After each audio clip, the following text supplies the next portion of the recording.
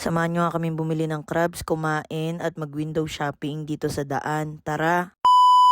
So for today's video guys, nandito nga tayo sa Bulacan. It's been weeks kasi naghahanap si madam ng crabs. At yung hinahanap niya ng crabs ay yung ganito kalalaki. Actually, nadaanan na namin to kanina. Nung pauwi na nga kami, sabi nga ni madam, sana nandito pa daw to. Mabuti na nga lang kahit medyo hapon na ay nandito pa sila kuya. Sobrang happy ko nga no, naabutan pa namin sila. Ano ba naman tong si madam, gustong gusto niya daw ng seafood. Naglilihi yarn. At yun na nga, wala na kaming pinatagal at bumili na kami. Nakabili nga rin kami nitong talaba. Ito nga at nagpasample pa si kuya. Pero hindi ako mahilig sa ganito, si madam lang yung mahilig. Meron nga rin katabing balot at penoy dito sa kabila. Kaya bumili na rin kami ni madam. At syempre hindi namin kakainin niya ng isang kainan. Halos lahat nga ng mga gusto ni madam ay nabili niya na. Spoiled yarn. Pag-isipan nga namin na mag-stop over muna dito. Ayaw kasi namin maabutan ng heavy traffic gawa ng rush hour na sa Manila. Dito nga napili kumain sa JT's Manukan dahil gusto ko nga ng sabaw. Kung mapapansin nyo nga yung boses ko, halos hindi pa siya totally okay. Kaya dito na lang kami kumain dahil gusto ko makahigop ng sabaw. After nga namin makapili ni madam ay nag-order na kami. Bang nag-aantay nga nag-check lang ako sa Google Map kung sobrang traffic. Yun, traffic nga.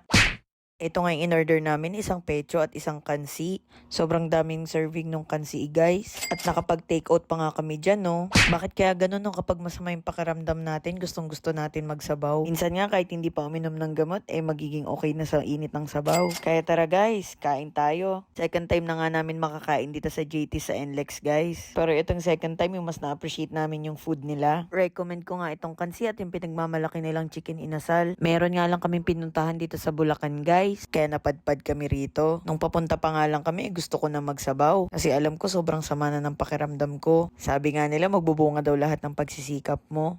Ayun, nilagnat.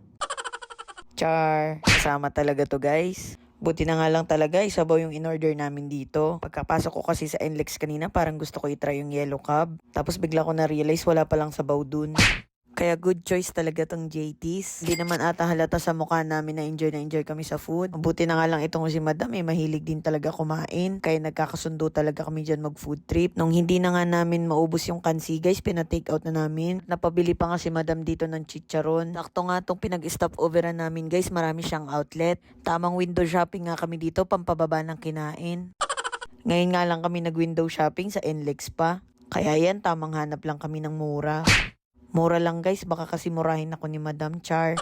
Nung wala nga kaming mahanap dito guys, lumipat na kami. Kasi hindi nga lang iisang stall tong mga outlet dito. At ito na nga yung last na napuntahan namin, itong Skechers. Bang nagsusukat-sukat nga dyan si Madam, nakabantay si Kuya. Sabi ko nga kay Kuya, Kuya balikan mo na lang yan kasi 30 minutes ba yan bago makadecide.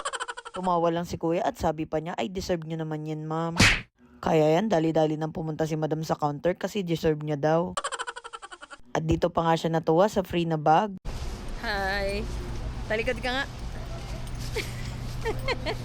Backpack. Yun na nga guys, nabudol na nga si madam kaya uuwi na kami. Baka kasi may makita pa siya dito, delikado na.